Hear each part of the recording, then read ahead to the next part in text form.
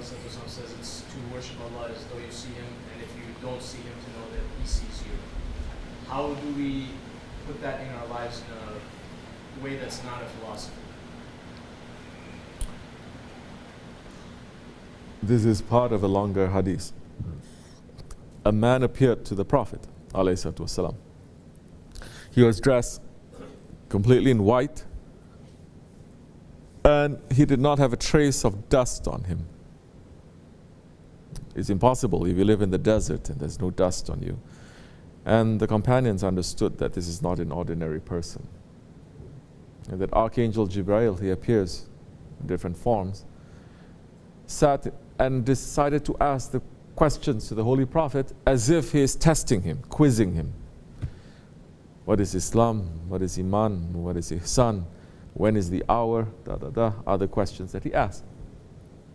And this particular one is Ihsan. Ihsan you can translate as what? Perfection. We're coming there to perfection. What is perfection? What is belief? You're saying. What is submission? What is belief? And what is perfection? What is submission? What is Islam? Islam is what? To say the Shahadat, to pray 5 times a day. What else? To fast 30 days in the month of Ramadan. What else? To give charity, zakat, from your wealth. And the 5th is to go to the Hajj. Actions, outward actions. Then he asks, then he says, good. He asks then, what is Iman? What is faith? So Islam is the outward actions. What is faith? He says faith is to believe in Allah, to believe in the angels. What else? To believe in the holy books. Holy books meaning the words of Allah. And to believe in the messengers, the prophets. As Allah says, to every tribe we have sent a messenger. Every tribe in the face of this world had a messenger coming between him and his Lord to convey to the people how to turn back to the Lord. And the last day, day of judgment, there's accountability. And destiny, good or bad, it is coming from the permission of Allah. So you have now outward actions, inward belief. Then he says, what is ihsan? And what is perfection? When you have the outward actions and you have the inward belief, then you come to perfection. But what is perfection? And the Prophet says perfection is what? To worship Him as if you see Him. And if you don't see Him, to know that He sees you. To worship Allah as if you see Him. If you don't see Him, to know that He sees you. These are 2 levels. 2 levels of perfection. You start with the highest level of perfection. First level of perfection, to worship. Worship is not just going up and down or to do things. To worship means now, that's why for a believer, everything he does now is worship. He stands with worship, he sits with worship. Because he's not separated the actions that he does for the sake of his Lord, remembrance. He eats, that eating becomes a worship because he eats now not for his ego, but to remember his Lord, to understand, to meditate on it. Everything that he sees now is bringing him to his Lord. There's no separation now. Even if he does worldly things, those worldly things now brings him to his Lord. So, the highest level is to worship Allah, to live as if you see Him. For the believer, does he need to see Allah? When everything around reminds him of Allah. When everything is a sign coming from his Lord. Do you need to? You don't. But people say, my belief is only strong in as much as I see. That is still a low level. You understand? If you don't see Allah,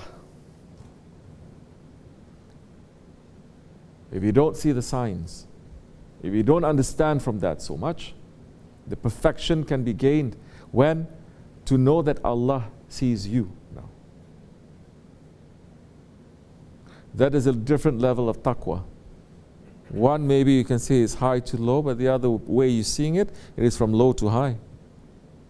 Because now, you're not requiring to see Allah, but you know that your Lord is looking at you. Your Lord is looking at you. One, you may do it out of a sense of love. The other one, you may do it out of a sense of faith. Fear. Awe. The perfection now, as a believer, it is always between the two. It is always between fear and hope. How does that become perfection?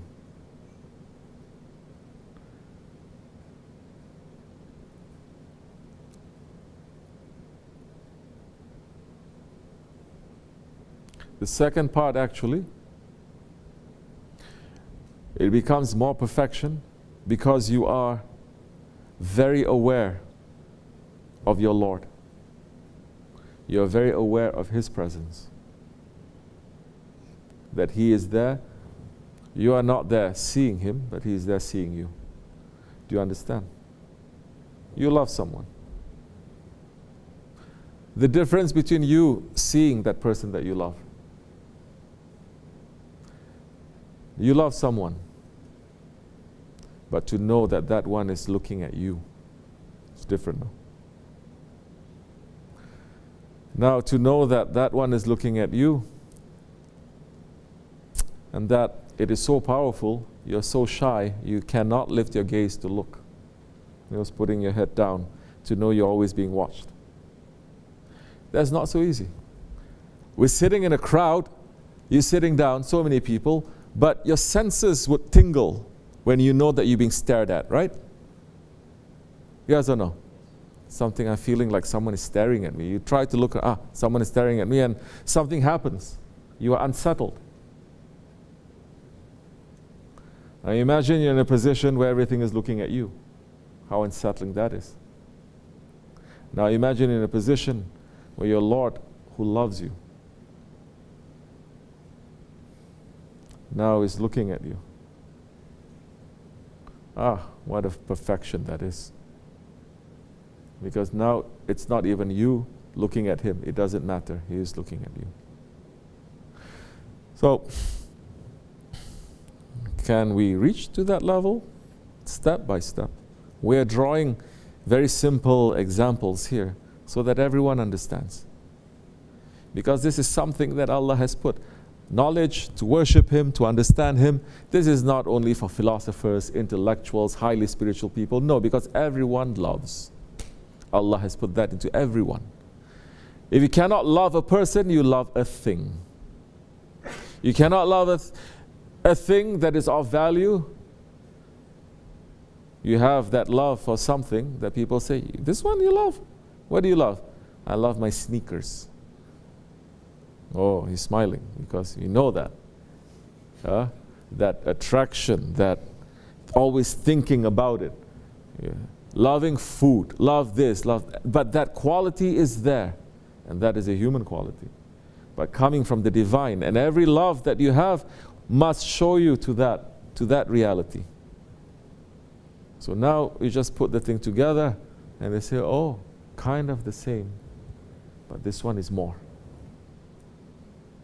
So very easy then that time to come back. Yeah. Allah forgive me, inshallah. Understand? Inshallah. So how do you fit into that? Don't try to fit too much, but understand there's certain things that He's doing for a different reason. Try to pick up on those things. More you're picking up now, more you are coming into the vision, coming into the skin, doing the sunnat now. And more you're doing that, then you are being the vessel, being the physical container. You understand? You are mimicking now. Then once you start mimicking, imitating, truth will fill you up. Because what are you imitating? You're imitating the truth. Don't rush to say, now I want to have perfection and sincerity of the truth. No, first imitate. And this is something that is in religion. This is something that is in Islam. First, it is what? Taqlid. Taqlid is imitation. Don't start with saying, no, I must get 100,000% and then I'm going to do. No. Do we need to understand 100,000% why we're breathing, how we're breathing, what happens to our whole body and the universe and the atmosphere when we're breathing? No, you breathe, you eat, you do everything. And later, when it's for you, you will get deeper into it and you understand it. But first you imitate something that is good. And then when it is for you, they will open it up for you to understand what actually happens. So many of us, we don't need to know so much. We know that it works. We need to know how to breathe properly. There are ways that we're breathing not properly. We should leave that. It gives us a benefit, inshallah. Fatiha.